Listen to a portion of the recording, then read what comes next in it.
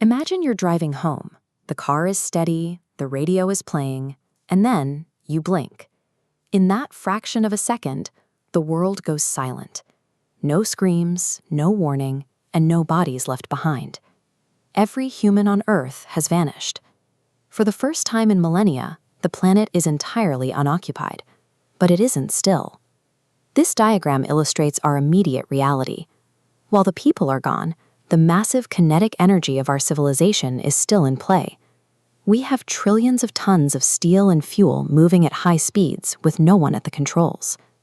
Over 1 billion cars, thousands of commercial jets, and massive cargo ships are now unguided projectiles. Without human intervention, these trajectories lead toward a single outcome: a global chain reaction of high-speed collisions. In this scenario, we are testing a specific window, exactly 24 hours of absence. The question is, what kind of world will be left to reappear in once that timer runs out? 1 hour in, the initial momentum of our world begins to resolve into physical destruction. For aircraft, the end comes quickly. Some autopilots disengage immediately. Others keep the plane level until the fuel runs out. In either case, once the engines stop, gravity takes over, sending unpiloted jets into oceans, forests, or city centers.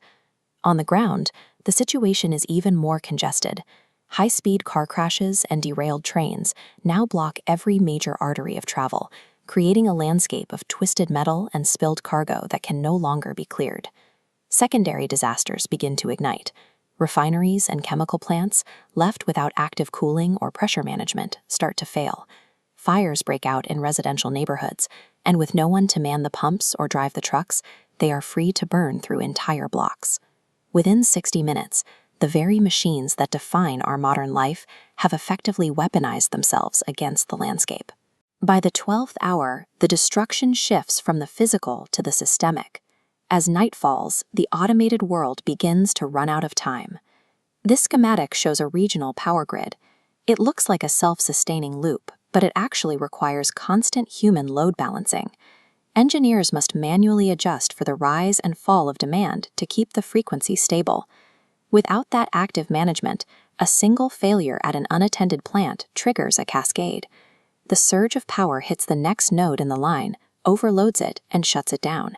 This domino effect continues until entire continents are left in total darkness. As the power dies, the hidden systems of the city fail. Elevators lock in place between floors. Traffic networks go dark.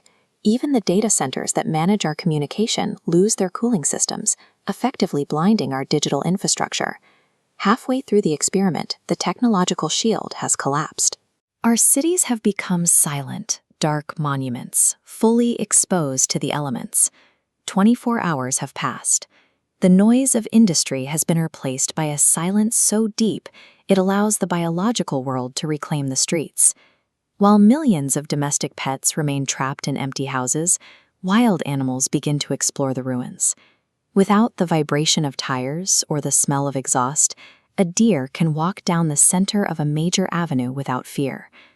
In the oceans, the sudden absence of commercial shipping creates a sensory vacuum. For the first time in a century, marine mammals can communicate across hundreds of miles without the acoustic interference of human engines. For a brief window, the Earth has returned to a pre-industrial state, unaware that the rules are about to change again. At exactly the 24-hour mark, every vanished human reappears at their original coordinates. But the return is significantly more dangerous than the disappearance. Consider the problem of relative position. If you disappeared while sitting in a commercial flight at 30,000 feet, your coordinates remain fixed to that point in the sky. But in 24 hours, that airplane has either moved thousands of miles or has already crashed. You reappear in the exact same spot in the atmosphere, but the floor is gone. Thousands of passengers and crew find themselves falling into open air with no chance of recovery. On the ground, the danger is just as high. Drivers return to their seats only to find their cars have already crashed into bridge abutments or other vehicles.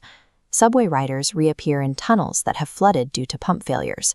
Survival is now a matter of geography. Those who were in open fields or safe structures survive. Those caught in the path of the previous day's chaos do not. The return becomes a secondary mass casualty event. The survivors return to a world that has been physically and economically broken. Power grids must be rebuilt, food supplies have spoiled, and the logistics of modern life have completely frozen. Beyond the physical damage, there is a total collapse of trust in the world.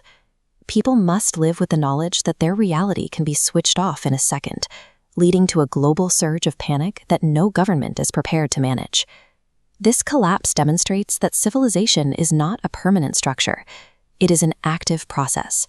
It is a machine that requires a human hand on the controls every second of every day just to prevent it from tearing itself apart. Everything we've built depends entirely on our continued presence. If we left for just one day, the world we built wouldn't be there when we got back. The only question left is whether we could ever trust it again.